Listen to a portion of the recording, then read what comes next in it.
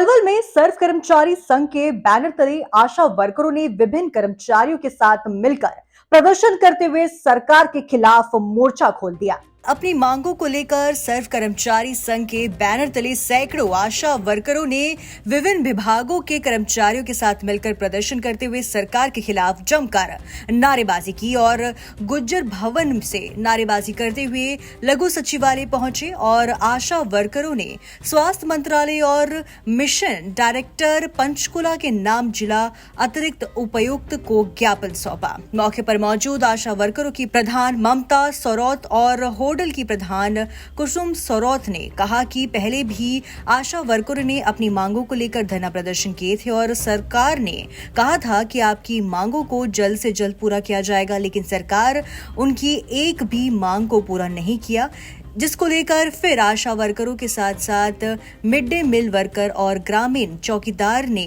कच्चे कर्मचारियों ने मिलकर फिर सरकार के खिलाफ मोर्चा खोला है। उन्होंने कहा कि उनकी मांग है कि कच्चे कर्मचारियों को पक्का किया जाए, न्यूनतम वेतन 26,000 करने और समय पर उनका वेतन देने की मांगे रखी। हमारी वही मांग है, हमारी कोई नई मांग नहीं है। जो मांगे हमारी पिछली चली आ रही है, हमने पिछले साल भी 73 दिन हड़ताल करी थी, तो हमारी वही मांग है कि हमें 26,000 न्यूनतम वेतन दिया जाए, ESI और PF की सुविधा दी जाए, रिटायरमेंट की उम्र 65 साल की जाए, महंगाई भत्ते से जोड़ा जाए। दूसरी बात, जो अब हमारा मेन प्रेशर है, हमारा मेन है, वो है कि हमने 73 दिन हड़ताल करी।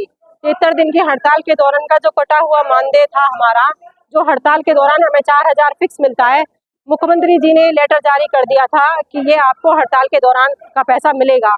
हमारे उस पर सहमति बनी हमारे यूनियन के डेलीगेशन की और हमारी हड़ताल खत्म हो गई। लेकिन जैसे ही हड़ताल खत्म हो गई तो वो लेटर कैंसिल कर दिया। हमें हड़ताल के दौरान का जो 4,000 फिक्स था वो नहीं दिया, हमें उसमें पर डे के हिसाब से पैसा दिया। दूसरी बात, हड़ताल के दौरान के बाद से ऑनलाइन काम के प्रेशर इतने हैं कि हर महीने कोई ना कोई नया ऑनलाइन काम आ जाता है।